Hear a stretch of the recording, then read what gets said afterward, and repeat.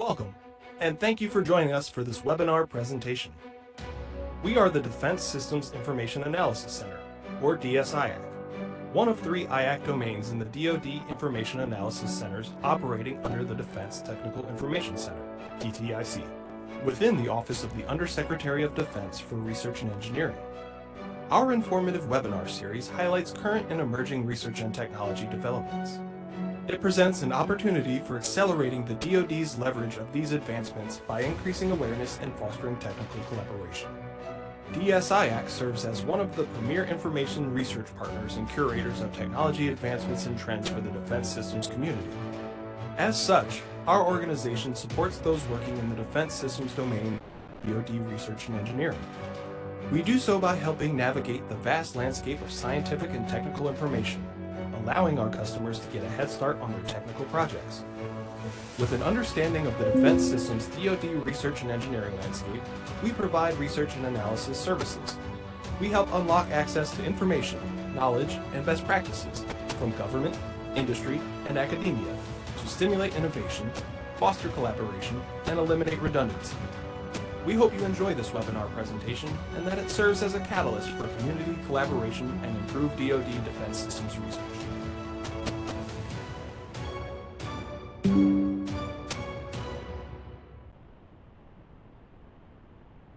Good afternoon, everyone. My name is Taylor Knight, and I am the technical lead with the Defense Systems Information Analysis Center, or DSIAC, as you saw in our video. I will be your host today. Thank you so much for joining us. We're very excited to have Mr. Greg Mahalik with us today to talk about space, nuclear propulsion, and power.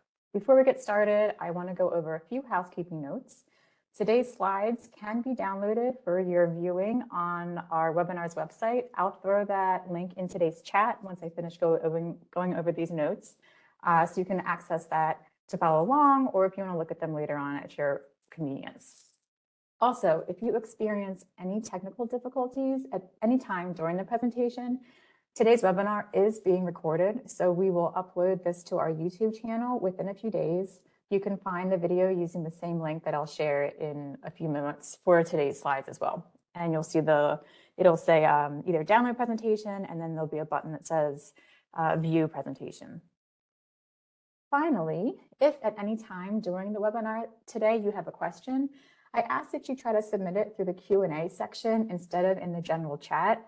You can find the Q&A in the bottom right corner of WebEx by clicking the little ellipses, then the Q&A should pop up from there.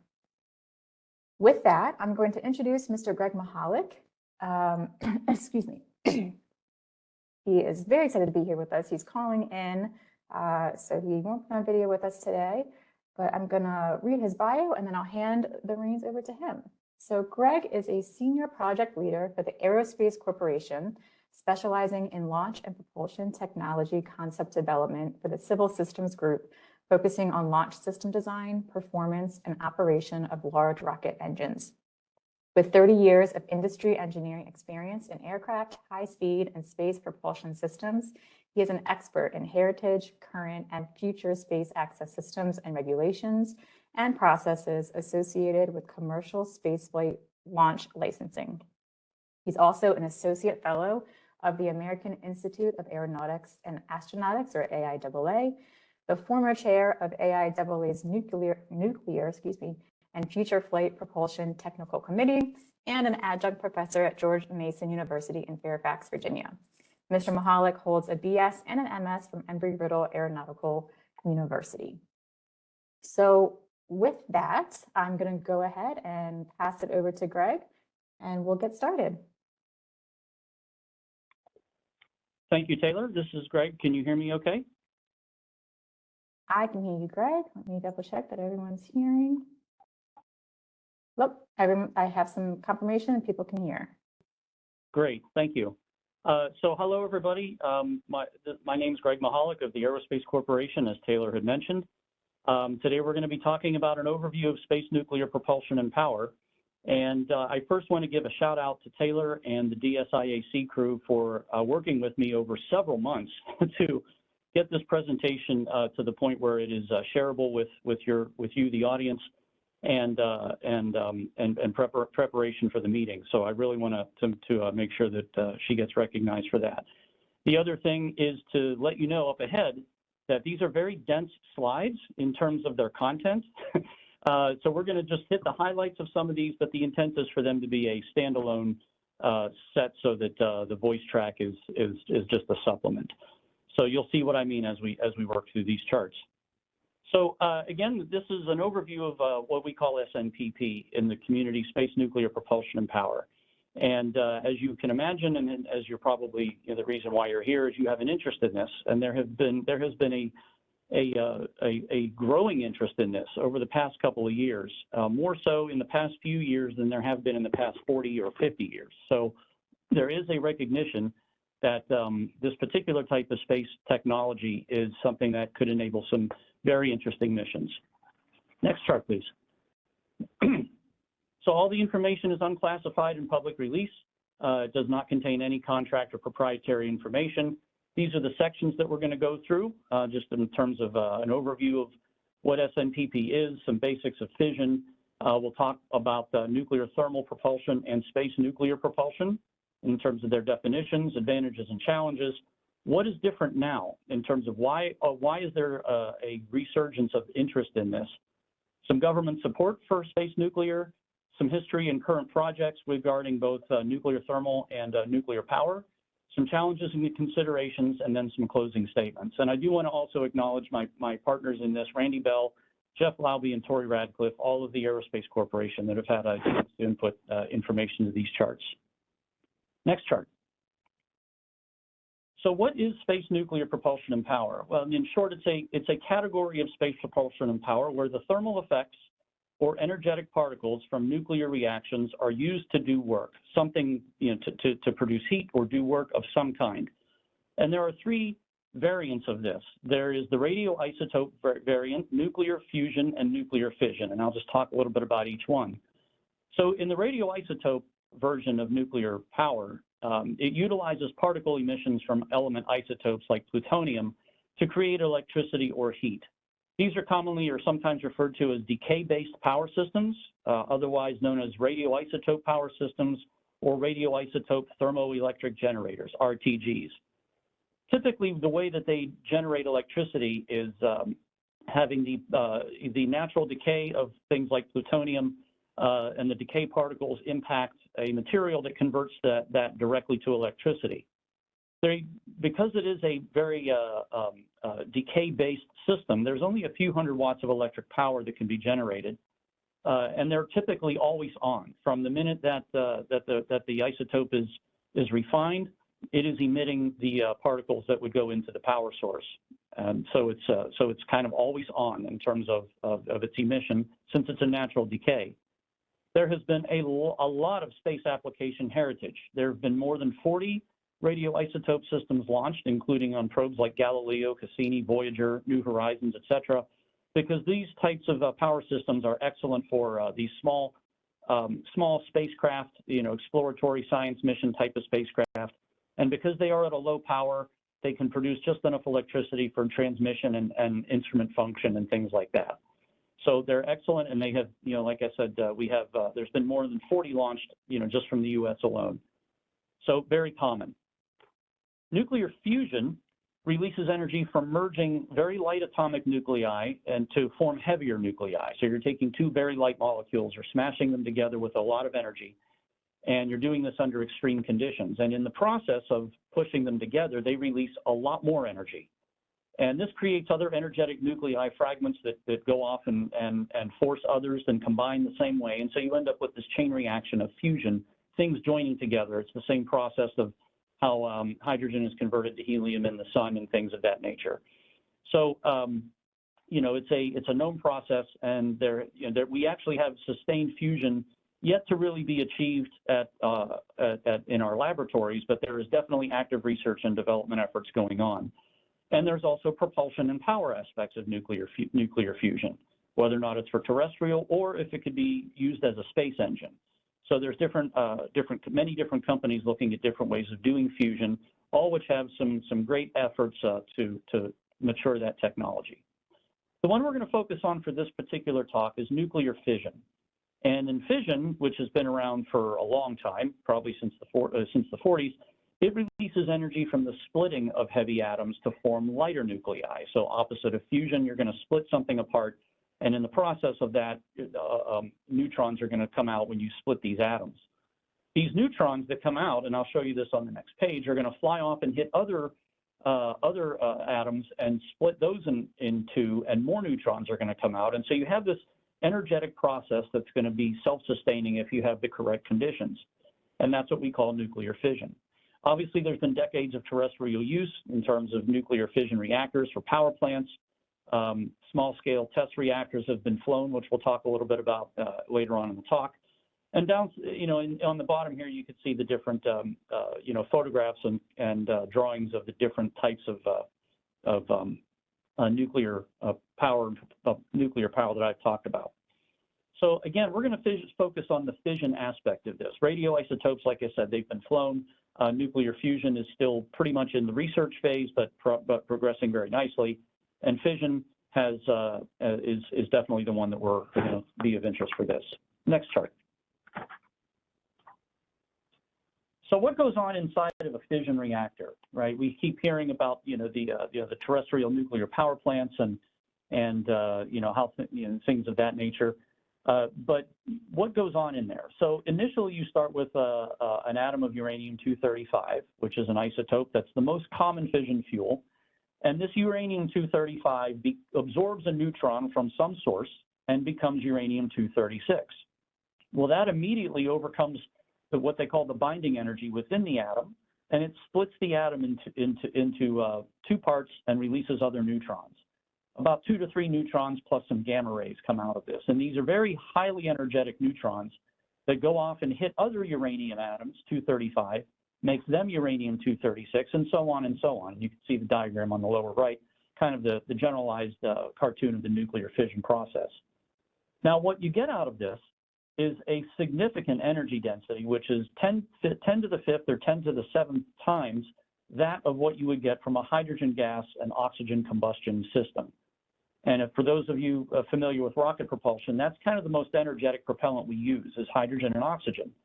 And the fission process is orders of magnitude more heat flux than what you get out of that combustion process.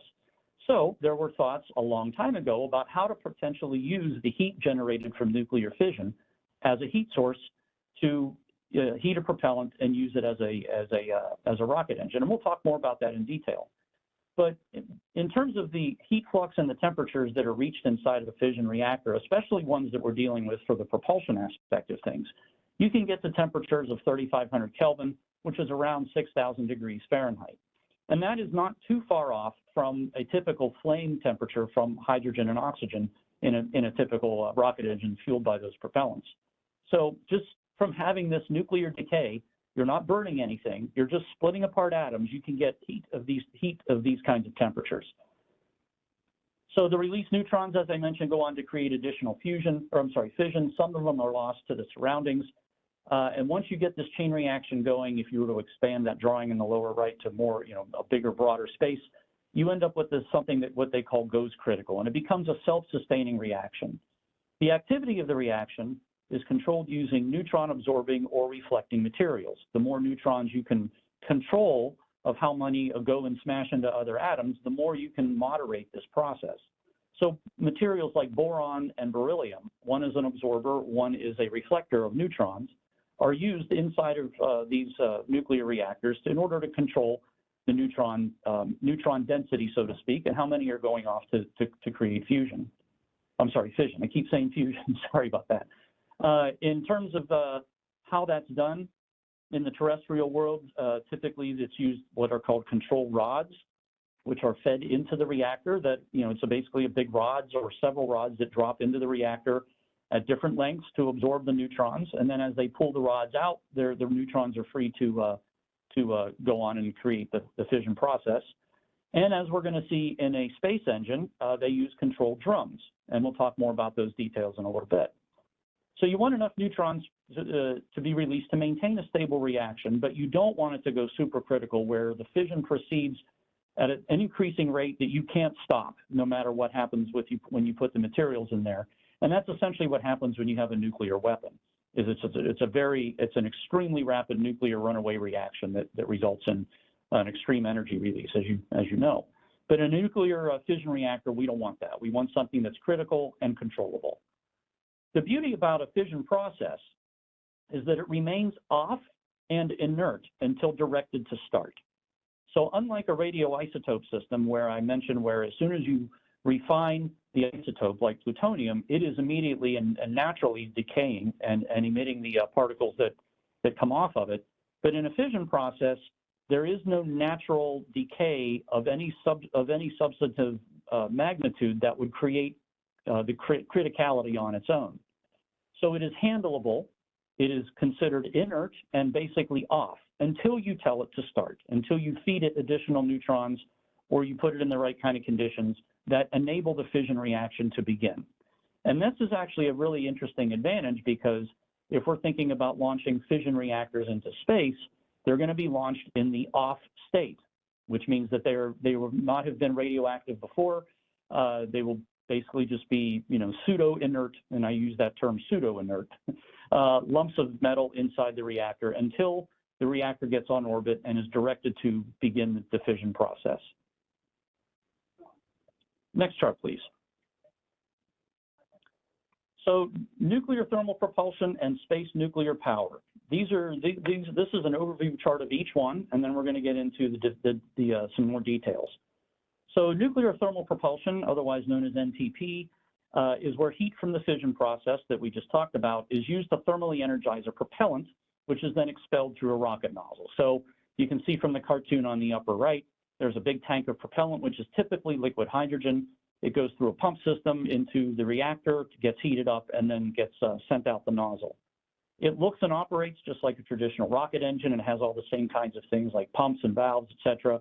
It doesn't have a whole lot of subsystems, just like a regular rocket engine.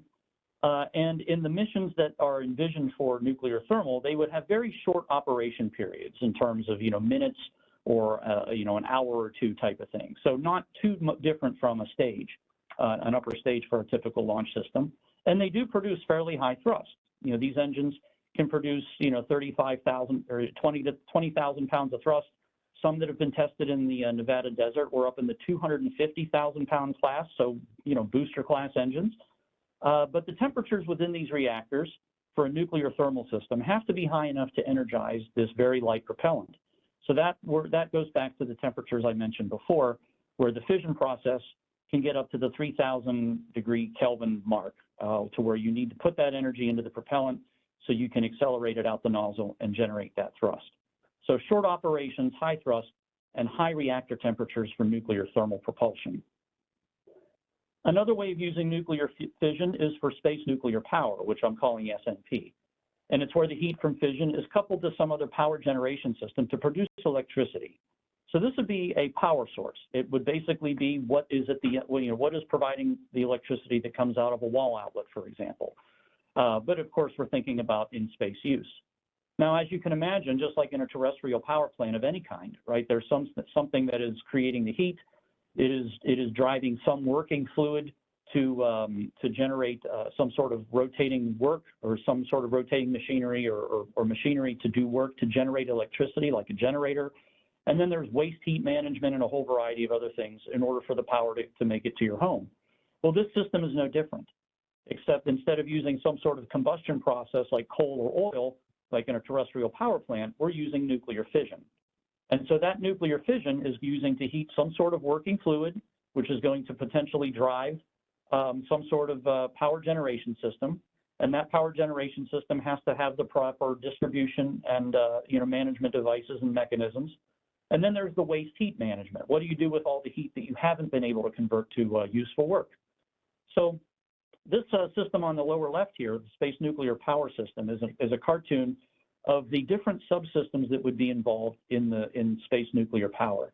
Those specific subsystems that I just mentioned are outlined in the red boxes. Obviously, you have the reactor, you have the power conversion system, the power systems themselves, and then the thermal management, which is kind of literally a huge component of the system.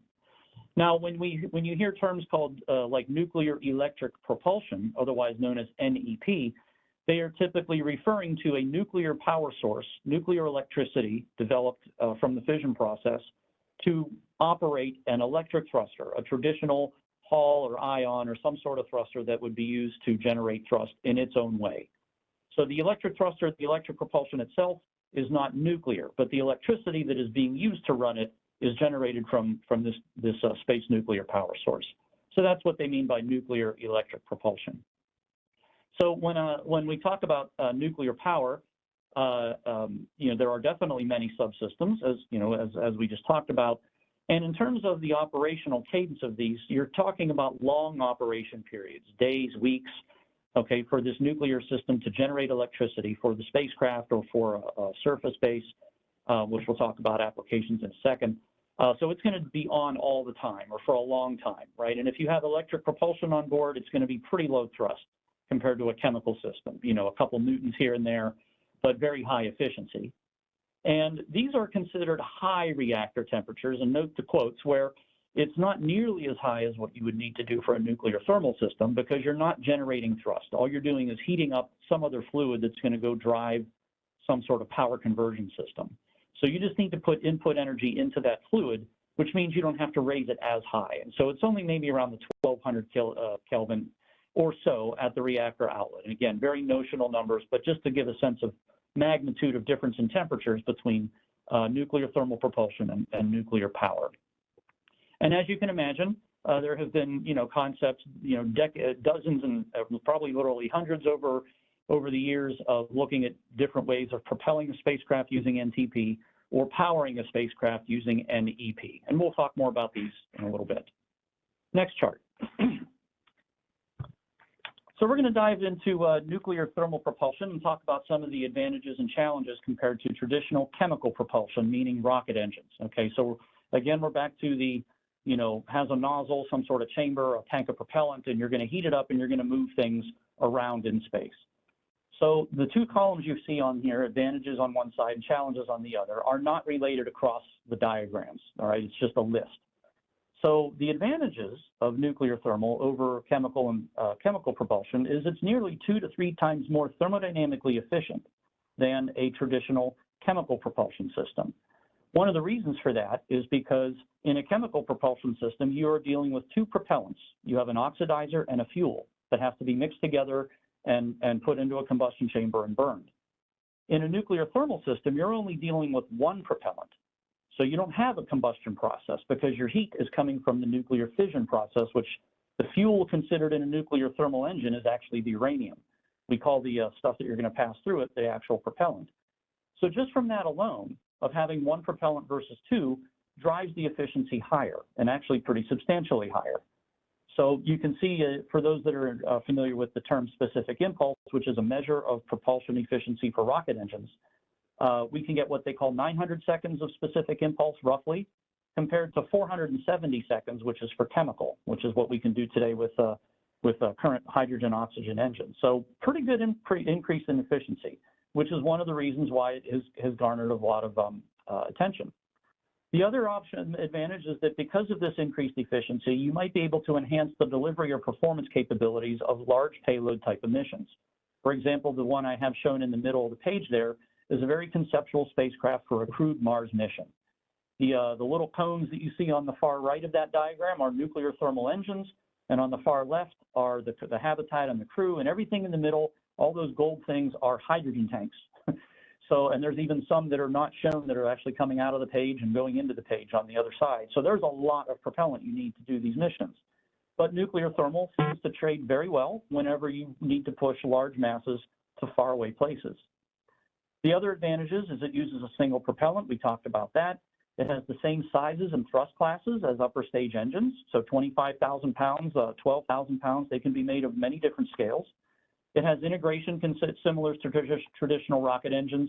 You can use multiple different propellants like ammonia or hydrogen or a variety of other things, but hydrogen is going to give you the best performance.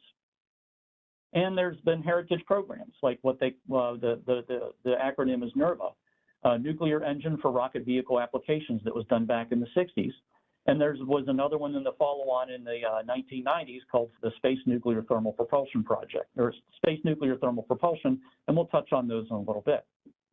The challenges for nuclear thermal compared to chemical is that it requires significant alterations to the subsystems of the spacecraft to accommodate the reactor. Now, one of the alterations is that because you're dealing with a lot of hydrogen, because you're not combusting it, hydrogen being being the lightest element, you need nearly 3 times the volume of that to get the same energy as you would for a chemical combustion system. So that's why you see all these tanks there on that in that vehicle, is that all of that is filled with hydrogen. So it requires tanks, it requires additional structure, it requires a whole variety of other things that you have to design the spacecraft to use that engine. You can't swap out a chemical engine for a nuclear engine. It's not quite the way it works. You also need very high temperature materials for the reactor inside an NTP engine. We talked about 3,000 Kelvin, 6,000 Fahrenheit, right? So you need materials that can last that long and for multiple times in cycles, which are very challenging in terms of just to do that in a combustion sense, let alone exposing it to the radiation environments that are generated from nuclear fission. It's radioactive during and after use and requires shielding so that you don't fry your components or other subsystems. And that shielding is also pretty much metallic and weighs a lot. So that has to be considered. Because the engine itself, as I'll show you on the next page, is basically a variety of different very dense and very heavy metals, the thrust to weight of a nuclear thermal engine is not very good. It's around 10, maybe even less, versus what we now have is about 120 for traditional chemical engines. And there's regulatory considerations that have to be followed in terms of the launch and reentry of nuclear material, which have a very well-established precedent using RTGs. And the other thing is that these engines have a very extended start and shutdown times. In fact, when we've seen rocket engines light up on the pad and send something into space, those things light up and get to full power within seconds, whereas a nuclear engine has to be very thermally balanced to where the start transient actually could be upwards of a minute, depending on the reactor. And when you shut down, it could take several minutes to shut down. And so you're bleeding off the thrust as you're shutting down, and then you're kind of gradually increasing it as you're starting to full power. So that plays havoc with trying to measure how much energy you're putting into the vehicle to do certain missions. Not to say it certainly isn't doable, it just makes things a lot more challenging, as opposed to the relatively instant on-off you get with a chemical engine. So that's just some advantages and challenges of NTP. Let's go to the next page, please. And we'll look at some of the characteristics between, some of the details between these engines. So on the left, we have the RL-10B2, which was powering the Delta IV upper stage, and the characteristics of it are listed there. And on the right, we have the Notional nuclear thermal engine that was intended for some sort of Mars transport mission, perhaps on the vehicle that I showed you on the prior page. The far right of this is what the interior of the reactor looks like, which is in the center of the nuclear thermal engine. You'll see there's controlled drums around the periphery, and in the center is where the uranium and the moderator material, which is where the uranium is embedded into. And inside of that, as you can see, the kind of the fuel segment cluster on the lower right there. There's these hexagonal elements with 19 holes or so. And each one of these holes is maybe like 1/10 of an inch across, and they are about 1 meter long, and that's what all the hydrogen is passing through. So there's hundreds of these holes that allow the hydrogen to pass through the reactor core, pick up the heat, and then go out the nozzle. So obviously a very different construct than the hollow can with an injector at the top like you get on the RL-10. But what I wanted to point out here are some of the differences. So the propellants are roughly the same, right? You're using hydrogen. They're both running on what they call the expander cycle of operation. They both produce around the same thrust, but you can see the weight of the engine, right? 750 pounds-ish for the RL-10, 11,000 pounds for the nuclear thermal engine. So that goes back to the thrust to weight difference I was talking about before. The fuel flow rate is about half on a nuclear engine because you're only using one propellant, right? Which is on the 52 pounds for the RL-10B2, that's a combined oxidizer and fuel flow rate. But on the NTP engine, it's around 30 pounds or so. And that's that's what drives up some of the efficiency. The chamber pressures are around the same. The nozzle area ratios are around the same.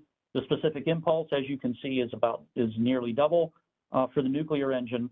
And then, as I mentioned before, on the time to full thrust, it's about 30 to 60 seconds for the nuclear engine and less than 3 seconds for the RL-10.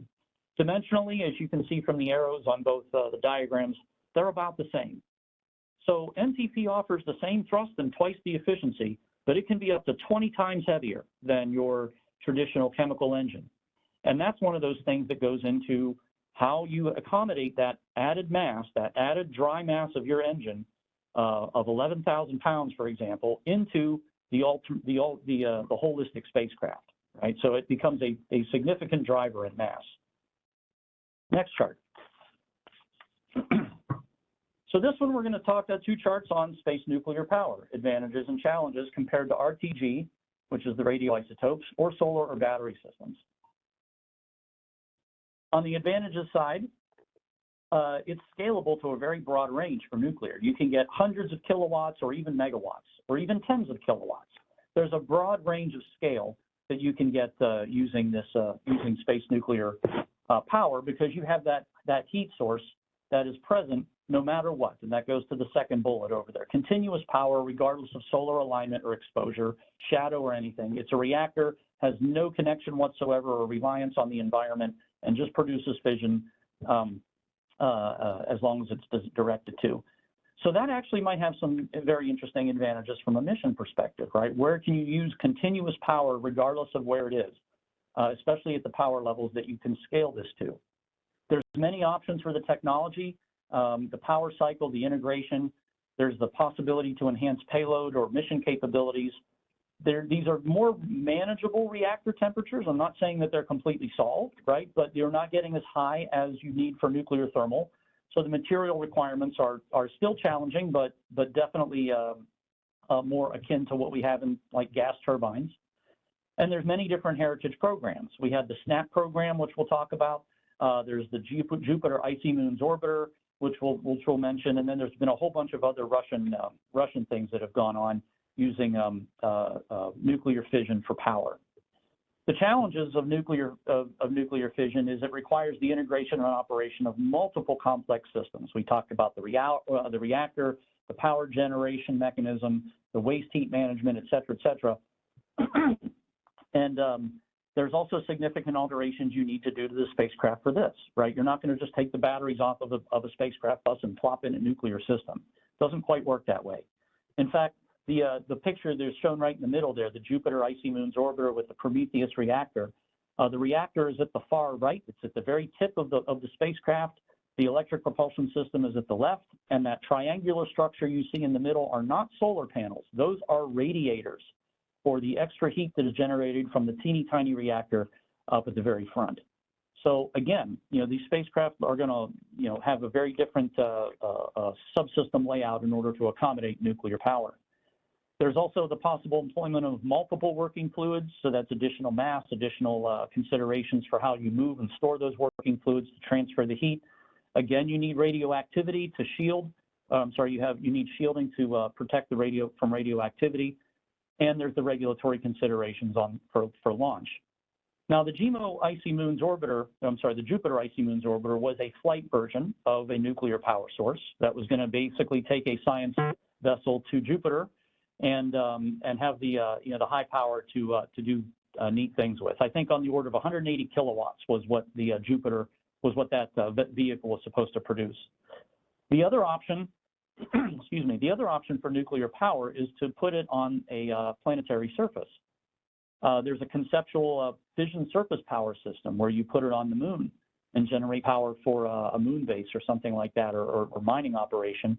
And then there's other ones like lunar surface power, which was sort of the precursor to fission surface power, but it also involved a fission system that could be used on Mars, perhaps. So there's ways of making I'm going to say a portable nuclear power system for a flight vehicle like it is with a GMO or any other kind of in-flight spacecraft bus, or to make it as a deployable surface-based system like for the moon or Mars. Next chart.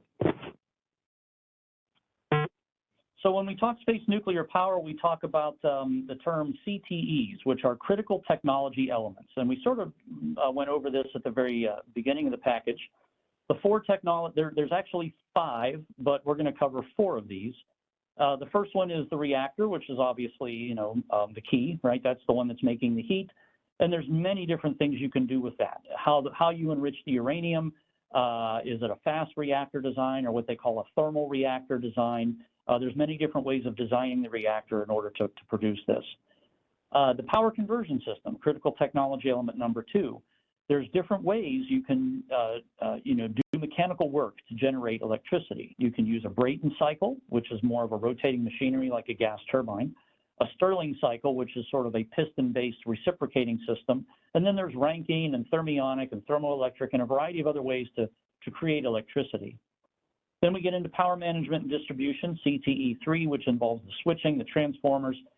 How are you going to take a megawatt of electrical power and shunt it to the payloads that need it, right? That's not going to be light and maybe very complex. And then CTE number 5, which I'll talk about 4 in just a second, is the primary heat rejection. This was the large part of that GMO vehicle that we saw before, the radiators. Is it a pump fluid loop? Is it heat pipe? Is it liquid metal? There's many different combinations of things that you can use for thermal management. CTE number 4 that I have grayed out is the electrical propulsion system. So if you consider nuclear electric propulsion, you would have critical technology element as part of this, but that's mainly the electric thruster, like the ion thruster or Hall thruster that's receiving the electricity generated. But in terms of just generating the electricity, you have these 4 critical technology elements. Each one of these critical technology elements has a lot of options that have to be traded in order to best fit your mission. There really isn't a one-size-fits-all. It all depends on the mission, how much mass the launch system might be limited to, how much mass for other things. Is it serviceable? There's all kinds of things that have to be considered in order to determine, Brayton versus Stirling, heat pipe versus pump fluids. There's a whole variety of things that have to be traded against that, as well as against other power systems, such as solar and batteries. And so each one of these CTEs basically has its own list of individual challenges and technology maturation considerations that have been looked at quite extensively over the past couple of years. So each one of these, as I mentioned, could be considered a standalone technology development effort, which could be long timelines, lengthy qualifications, and substantial investments, depending on the size and scale, right? And if all of those things are worth doing for the mission. So regardless of the end application, every space nuclear power system is going to have some process of the same critical technology elements that enable the generation of electricity, even the surface-based ones. Next chart. So what is different now? Well, over the past couple of years, the Department of Defense and civil and commercial space enterprises really recognize the need that there has to be some new technology that kind of surpasses traditional propulsion and power options in order to perform novel or enhanced missions that are being envisioned right now for both DoD and for things like going to Mars and a variety of other places. There's renewed interest in Mars. There's cislunar and cislunar operations is something that is being considered now. Spacecraft beyond GEO. And then surviving the lunar night is a huge one, right? In terms of going back to the moon and having 2 weeks of darkness. How is power going to be generated in that time frame? So space nuclear propulsion and power has become a viable consideration based on decades of advancement in a number of things. Number one is the first I should say, is uranium in the fuel form development, how it's enriched, how it's processed, the kinds of things that you can coat it with to make it accident tolerant, so to speak, like what they've done in the terrestrial realm. Different processing plants and so forth. Reactor design and manufacturing. We talked about the materials that are needed for some of these applications. High temperature. They have to, of course, be, accident tolerant. Accident tolerant might not be the right word, but they have to be, be able to withstand the environment that they're going to be operating in. Additive manufacturing has a big role in this as well. nuclear industrial base growth, right? There's many new companies that have started looking at fission and fusion, small modular reactors, portable reactors, capabilities and facilities looking at a variety of nuclear fission operations, and then a variety of interest across space applications in the government and commercial communities. So there has been a resurgence and a need to look at this, right? Both moving around space, getting things to distant locations, as well as providing power for conditions and environments where solar and batteries just won't cut it. And that's what makes this so attractive. So I'm not going to go into what the prior space reactors are versus modern space reactors in the interest of time, but there have been some substantial improvements over the past 60 years since we've been looking at nuclear fission for propulsion and power. I mentioned about additive and new materials, validating the physics and modeling, all sorts of things from the how to model the physics to how to build the reactor have been substantially matured. So advanced fuels and reactors, novel missions, relaxed regulatory processes, which we'll talk about next, and the benefits, potential benefits, has really enabled fission-based propulsion and power to be tradable options for a number of different things. Next chart, please. So looking at the government support for space nuclear propulsion and power. So once the entities have started to express and make known their interests, right, DoD and civil and commercial in terms of, cislunar operations, perhaps surviving the lunar night, there have been a number of government directives and documents since around 2019 that specifically address in-space nuclear systems for propulsion and power, and there's a list of them there, and I think there's even a few more that have come out since then. But SPD 6, Space Policy Directive 6, provides a very good summary of the national strategy needs if you're interested in going to look at that, and these are all downloadable off of various websites. But government agencies have really adapted strategies for including and addressing SNPP in these operations. There's multiple agencies with regulatory authority over various aspects of the launch and reentry. That of course these have yet to be practiced in some way.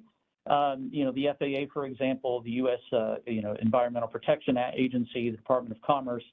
Obviously, we've had regulations in place to launch radioisotope systems. Those have been in place for a long time, and there are efforts to examine those regulations to determine how they might be adjusted to accommodate for nuclear fission systems. Because remember, nuclear fission is launched in the, quote, off state, as opposed to something that is constantly emitting like a radioisotope system. So the regulations may be adjusted for that. Who knows? There's been the establishment of several interagency safety review boards to look at the launch and potential reentry of these things, like from NASA and from the DoD. And of course, we have to consider orbital debris. That's another major buzzword, right? Of there are multiple things up there. What happens if something active inadvertently re-enters or gets impacted by something else up there and then inadvertently re-enters? And I'm talking about something nuclear coming back down that shouldn't come back down. So there's different ways of looking at that as well that have to be considered. But the processes for safety assurance and the agency coordination for all of this really need to be considered early in a project development so that the mission can be properly planned. The proper regulatory agencies should be brought in, the proper safety review boards need to be addressed, and all of that, right, early in a project to make things more smoothly and give time for policy to adjust. Next chart. So some history and current projects. I'm just going to pretty much highlight the ones in bold at the bottom. This is for nuclear thermal, but I can't speak to those two until I talk about the very first one, or until I talk about the middle one, actually. So back in the 40s, we had the nuclear energy for the propulsion of aircraft and aircraft nuclear propulsion, right? Two programs where they were using nuclear reactors to drive turbojets. They were going to make an aircraft powered by nuclear, a bomber powered by nuclear gas turbines in 1956. Very successful full-scale ground tests out of this, and they also looked at nuclear ramjets, Project Pluto and Tori. So they did all kinds of very interesting things back then using nuclear thermal reactors that had air as the working fluid. And then we come to NERPA, 1960 to 1972. It was definitely the most prolific space-based nuclear thermal project. The largest reactor that came out of that was the Phoebus 2A. So it generated 4 gigawatts of power at 210,000 pounds of thrust. And that's the one that you can see with the guy in the upper right, compared to Phoebus, which is on the far right there. So huge reactors were tested on the ground. Everything was tested on the ground. Full power tests, various thrust classes, a remarkable program that generated a substantial amount of reference material that current projects are using today for their reactor design. And then we had things like the reactor in-flight test, which was intended to be a launch vehicle to test the nervous system. We had SNPP, which is sort of a different way of doing a reactor called a pebble bed system, and that concluded in 1994. Again, all of these were ground-based, no flight. And then in 2016, roughly, NASA stood up the Space Nuclear Propulsion Project, which focused on what it would take to do a nuclear thermal propulsion system for Mars. Excuse me. As part of that first phase of that project, there were 3 near preliminary design reactors from industry that were examined by NASA. And then the project changed course and merged with the DARPA with DARPA's demonstration rocket for agile cislunar operations. This is otherwise known as the Draco project, which started around 2019. This is a DARPA-led, with NASA as a partner project to develop a flight test system for a nuclear thermal reactor. The intended launch was in 2027. It would be the first nuclear thermal propulsion system to fly in space if they hold to that. From what I understand, there's been some delays in that project, I don't know if I should say too much more about it. But anyway, it is a project that's ongoing, and the data that they intend on collecting from the reactor is going to be absolutely fundamental and key for the further advancement of that technology for nuclear thermal. So they're on a good track for what they want to do with the mission. If we go to the next chart, looking at the history and current projects for space nuclear power. I mentioned the SNAP program back a couple charts ago. SNAP, Space Nuclear, I forget what it stood for. I think I had it on the prior chart, but it was one of the first ones that the U.S. had launched that actually operated, but it only put out like half a kilowatt, and it was not very efficient, as you can see, 1.4%. From what I understand about the SNAP program is that the reactor had to shut down because of some other spacecraft issue that happened about 43 days into flight, but it otherwise was working pretty well. The Soviets have launched a number of different space power reactors, all at the 1 kilowatt level, demonstration type of systems. They did over about 30, and I think 1 or 2 have re-entered inadvertently. And then there's the ST-100, which was the U.S. program, so they were going to take SNAP and grow it up a little bit to like 100 kilowatts, kilowatts electric, 2.5 megawatts thermal, which is pretty high. And then we get to NASA right in the middle of the Jupiter Icy Moons orbiter. And so this was the vehicle I showed before, and there's another version of it down on the lower right there, using multiple helium-xenon Brayton power conversion systems. It wasn't just one big turbine, it was several turbines for redundancy and weight. And there was a substantial amount of research from the by industry and government on this. Then there was NASA's Constellation. It went till 2012. There was the kilopower reactor using Stirling Technologies, otherwise known as CRUSTY. That was something that was fairly recently done. And it was intended to be what can we do today, right now? And so that reactor was built and tested. It was never intended for space. It was just mainly intended to see what kind of, what we could do now to develop a fission reactor of very small scale, 0.8 kilowatts. And now we have we have 2 projects going that are going on. the Fission Surface Power Project, which is being primarily focused at NASA Glenn. And the intent is to take the crusty reactor, the lessons learned, and produce something that might do about 40 kilowatts or so for planetary surface power. And that number changes depending on the needs of the project and the mission. But this would be something to take to the moon, for example, fission surface power. The other project is the Air Force AFRL's Joint Emergent Technology for Supplying On-Orbit Nuclear Power, which is otherwise known as JETSON. There's 2 projects associated with JETSON. JETSON Low is like a 1 to 5 kilowatt radioisotope-based system, and the high version, JETSON High, is in the 40 kilowatt, which I think even that number has been adjusted, but that's more of a fission-based system. And that program is still ongoing, and we have some connection to that as well. Next chart. So challenges and considerations. One of the challenges is looking at HALEU processing. Now, you haven't heard me mention this before, but this is called high assay low enriched uranium. And this type of uranium that is used for the nuclear fuel is enriched to a level of about 20% or less purity, compared to what we see in like naval reactors, which are on the 90%, or the NERVA reactors for nuclear thermal, which were in the 90%. Those were called highly enriched uranium, or HEU. So there are some benefits of using HALEU at the lower enrichment. Of course, there's some challenges as well, but that seems to be those seem to be getting addressed to show that you can make reactors function and operate using HALEU instead of highly enriched uranium. Obviously, there's the development of very high temperature materials and assembly processes that have to take these environments.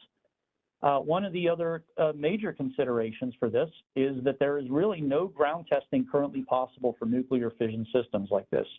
There are no facilities that exist in the U.S. that can support reactor ground testing larger than Krusty, which was not very big. It was about the size of a computer monitor.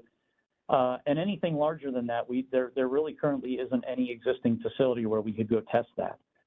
So if we were to try to test a nuclear thermal propulsion system, right, we would need to have a fairly large facility that would scrub the exhaust and examine radiologics and things like that. And even for a nuclear power system, we still need a place to test it and couple it to the other subsystems.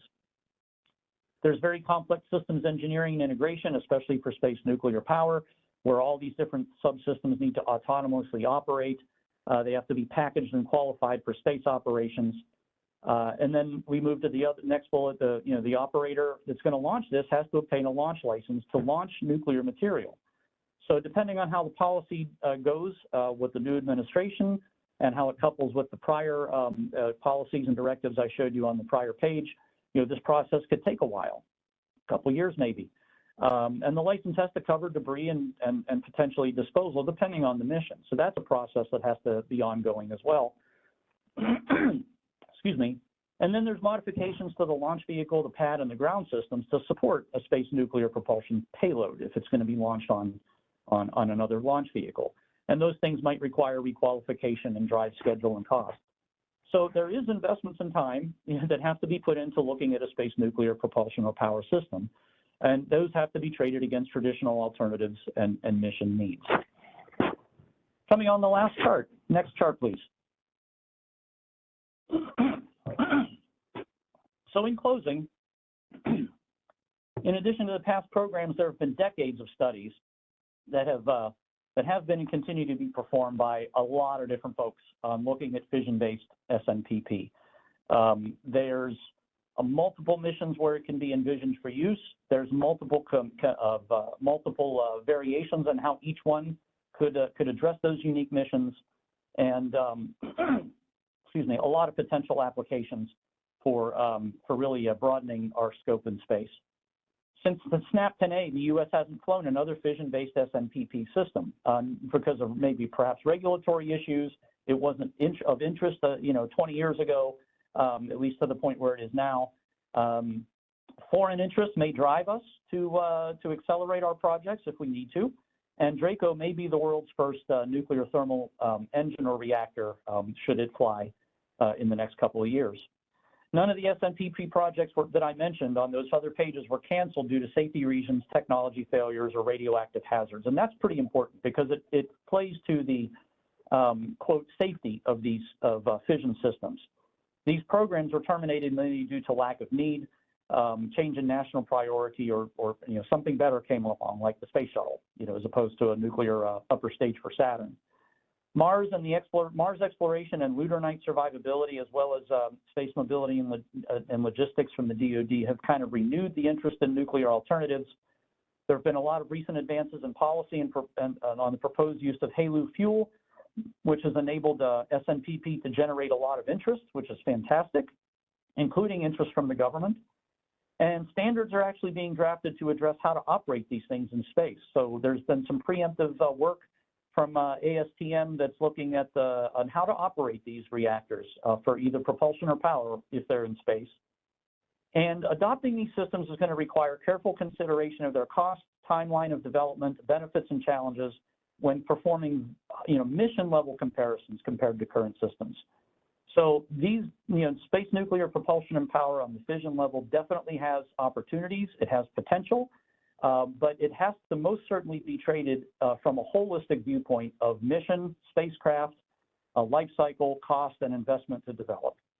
And with that, I thank you for your attention. Thank you so much, Greg. What great information. There's been a flurry of chat activity going on. I think everyone has really and truly appreciated all that you have presented.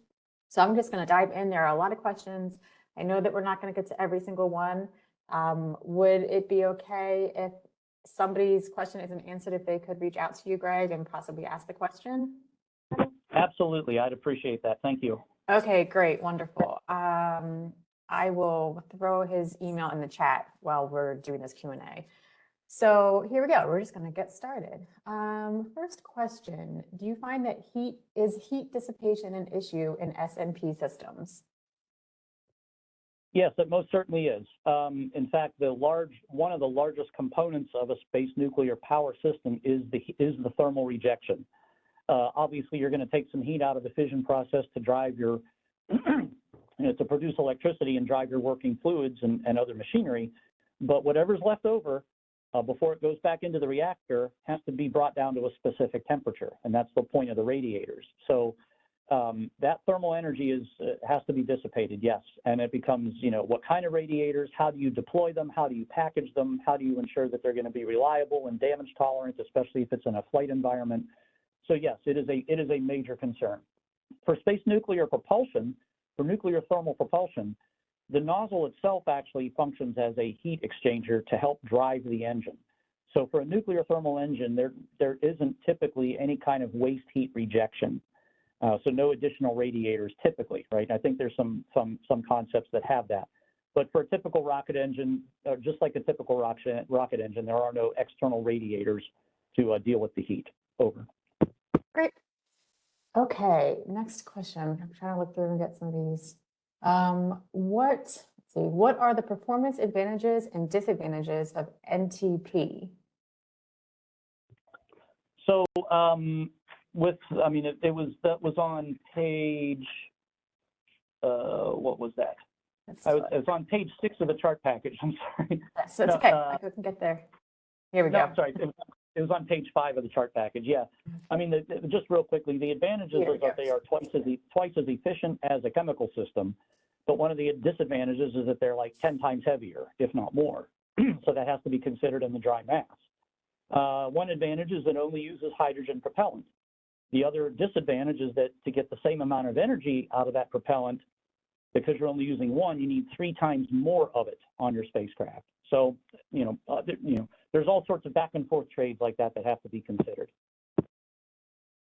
And then while we're kind of around the beginning of this, somebody had a question specifically on page 6. Can you comment on the relative costs for the 2 engines on chart 6? Of course, there may be a significant non-recurring cost for the Notional NTP engine. So I don't know if I want to mention any cost numbers other than the one engine on the left is a mass-produced variant that's been around for literally 60 years. The other one is has a yet to be produced a variant. But one of the things that has to go into the cost of this, in addition to the non-recurring that was mentioned, is also how many of these engines might need to be made over the course of 10, 20, 30 years, depending on their use.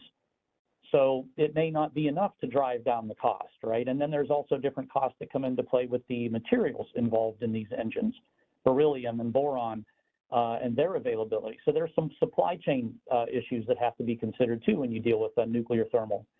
So, and it's more than just the turbo pumps, right? There's a lot more to it than that, but especially within the reactor. So I'm not going to try to poke at any cost, but it definitely will be more expensive than a chemical engine. Great, thank you. Next question, does the thrust to weight ratio improve or increase when scaling up to higher thrust engines? That's a good question. I would say it probably improves a little bit, but not a whole lot. I mean, you're going from, you know, one giant cylinder of metal to a maybe slightly larger giant cylinder of metal, you know, and how much uranium is in there, and beryllium and boron, you know, all of which are very heavy. And, you know, tungsten is in there, molybdenum is in there. So there's all kinds of metals in there. And it doesn't take a whole lot of scale to increase in terms of physical size of the reactor to, you know, to get a larger jump in the power, right? So, you know, so there definitely is some level of scalability. I would point, if there was any further interest in that, I'd point to the asker to the NERVA project, where they had many different scales of reactor and different sizes and shapes of different thrust levels. And I think that might be a good resource for that question. Over. Thank you. Okay, next question. What would be a performance penalty of using gases other than hydrogen in NTP? It may be nice to use waste CO2, or even worth some penalty to have an emergency supply of O2. Can you comment on this? Yes, that's an excellent question. You know, as I mentioned in the presentation, for nuclear thermal, the highest performing propellant of interest is liquid hydrogen. Well, it starts as liquid, ends up as a gas through the reactor, right? It's the smallest, lightest molecule. It does not take a lot of energy to make it move fast. And you get your highest performance, your highest efficiency. There have been other ones looking at water. There have been other reactor concepts looking at ammonia, so NH4, I believe. There's other concepts looking at at some carbon-based, like methane, you know, carbon-based propellants. The challenge with those is that each one of those will deliver less performance than the hydrogen system, and it'll start to approach a chemical system. So then it becomes, well, am I really gaining a whole lot of efficiency if it's only 500 seconds of specific impulse as opposed to 470, right? So there's that efficiency trade. The other option the other thing that has to be considered, well, one of many other things, is the reactor itself uses the propellant to help moderate the reaction inside the reactor. So if you change from a hydrogen system to an ammonia system, it might change how the reactor is designed, and it might change the materials, it might change the temperatures. So, you know, and again, you lose performance no matter what you do when you move away from hydrogen. So there's all those different considerations for sure. I'm not saying it's not going to work, right? You'll still generate hot propellant and push it somewhere, but the performance gains and the size and mass of the reactor all have to be matched with the mission.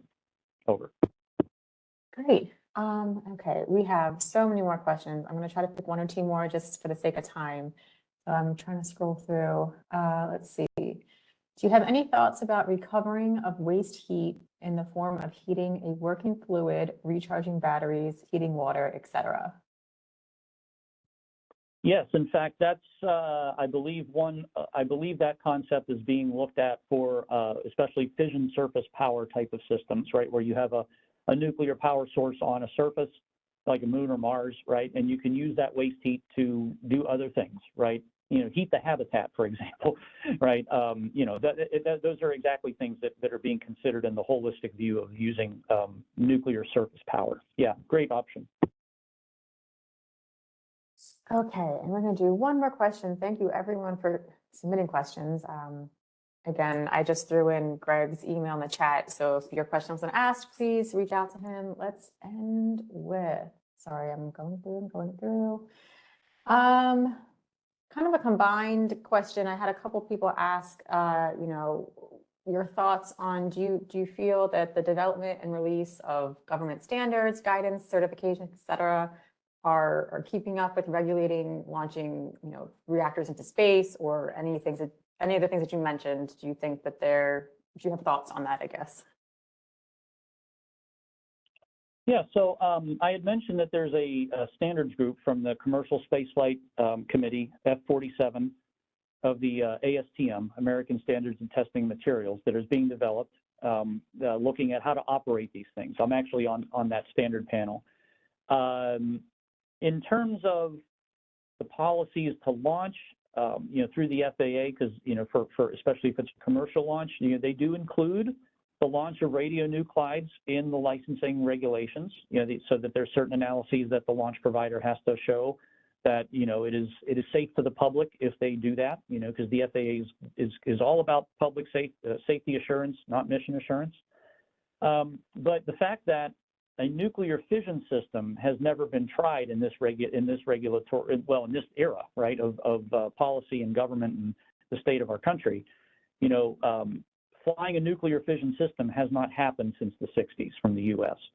So, of course, like I've mentioned before, we've flown many radioisotope systems. So, taking the regulations and the paths that have been paved for using our radioisotope systems and examining that for the safety assurance and applicability for nuclear fission is something that's ongoing right now. So it's hard to say whether or not the policy is going to be in place by the time we're ready to launch something, but there are people working on those exact thoughts right now of how to make sure that if and when a nuclear fission reactor gets launched into space, that the policies and regulations will hopefully be completed in time for that to happen. That's about as much as I can say on that. It's a very uncertain and dynamic environment, but there are definitely people looking at it and asking the right questions. Over. Sure. Great. Well, Greg, at this point, I am going to halt the questions, but I can also compile these and send these to you. And please feel free, everyone. Greg is willing to discuss any of your questions offline. So please note that I included his email address in the chat. But with that, I would like to sincerely thank Mr. Mahalik for sharing his knowledge and expertise on this topic. It seemed everyone was very excited and happy to hear this. Lots of kudos and thanks already in the chat for you, Greg. So thank you so much. We really appreciate it. And we hope everyone has a wonderful rest of your day. It was my pleasure. Thank you very much for help setting this up. And I thank everybody in the audience for attending. Thank you. Absolutely. Okay. Have a great day, everyone.